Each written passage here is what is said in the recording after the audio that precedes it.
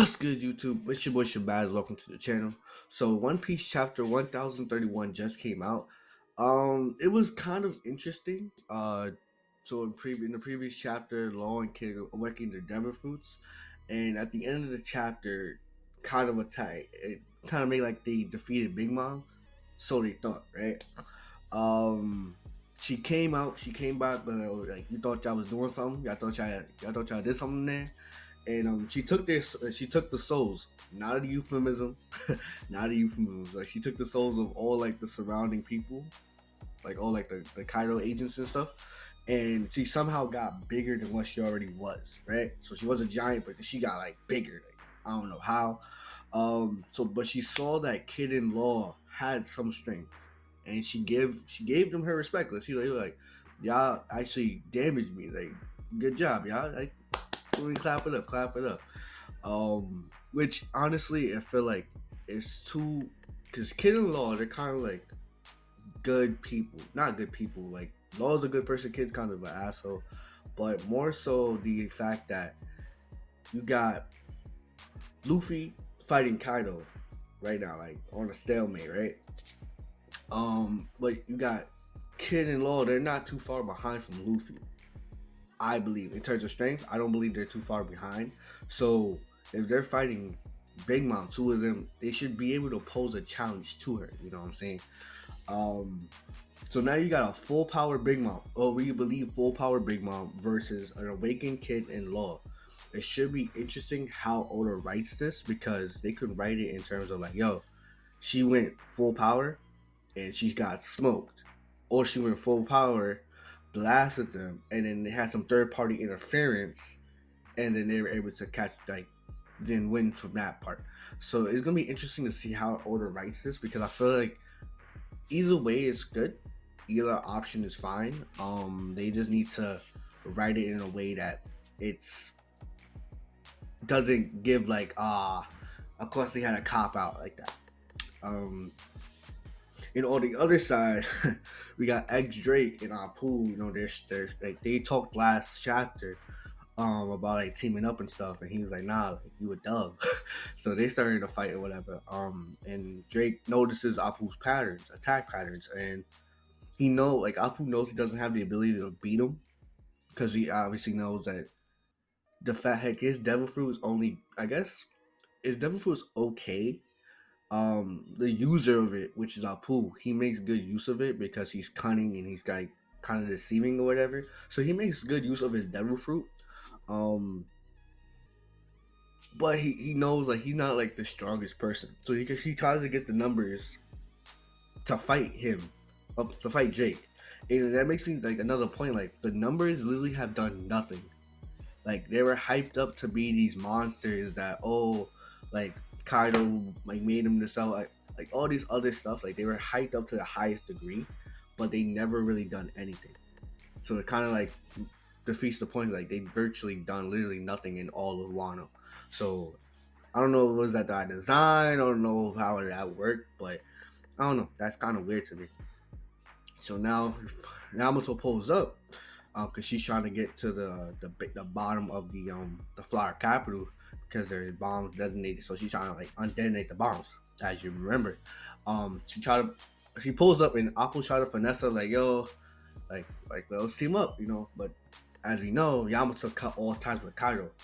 So it's like even if she wanted to, like, nah, you a dub because fuck Kaido.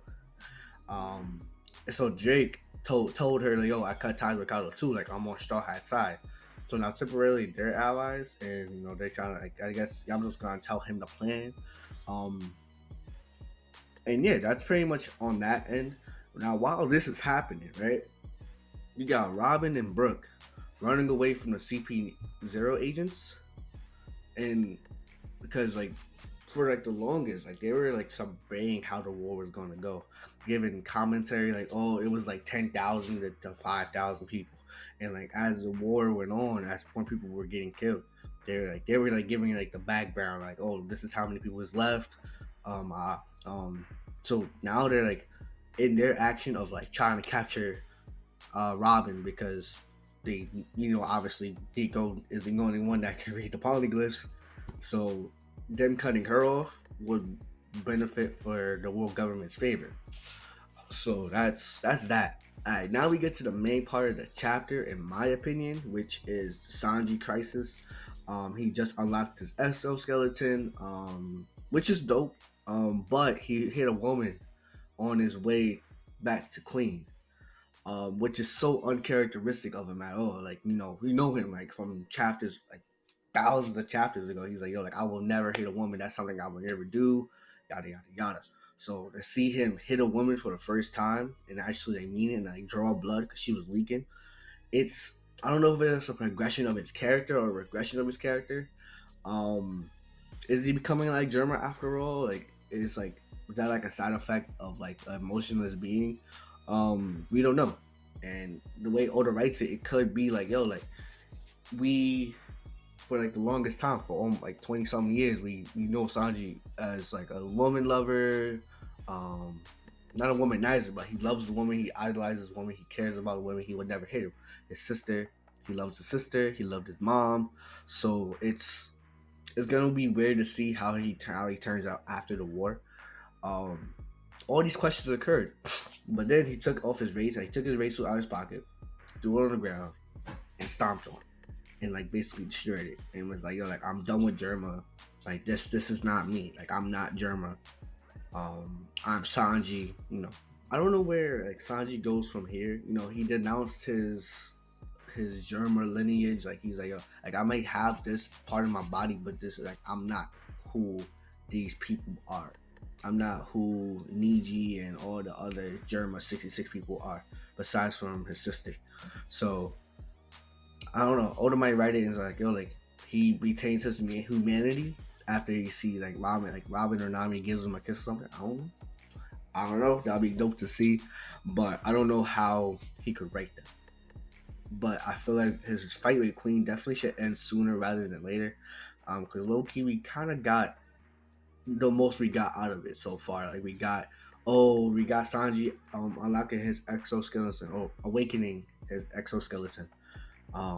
Him with his whole mental crisis with, oh, am I Germa? Am I a part of this? Am I not a part of this? Like, it's not really like, at this point, you got that point, it's crossed, it's done. He denounces his Germa, like, yo, like, I'm not putting on this raid suit, like, you're dub. So I don't know where it goes from here. Definitely should end sooner rather than later, because we're kind of out of his character development for now. For now, not for the rest of the story, of course not. But for right now, I feel like we're not really where we need to be, and we still got Zoro versus King. Like, that's a not a bigger, more important, but in my view, like, Wano was Zoro's arc, so we gotta find we gotta have Zoro fighting a lot more. So Zoro's fighting King still, and Sanji calls him via transponder, so that he implanted in his robe or whatever. And he's like, yo, basically, he said that, yo, when this fight is over, if I'm not myself, end me, like, finish me off, type stuff. And I don't know, it's a lot to say that, oh, he wants to be cut down, because he doesn't know. He doesn't know if he's Germa. He doesn't know if he's gonna turn to Germa or be just like his brothers or whatever. So he doesn't know, and he wants Zoro, like, yo, like, as like, he wants to be a tool. He wants to be a person that Luffy can use. But if it's not in the way that he wants to be used, like, he could easily beat Queen, no problem. But if it has a cost of his humanity, I don't think Sanji wants to do that.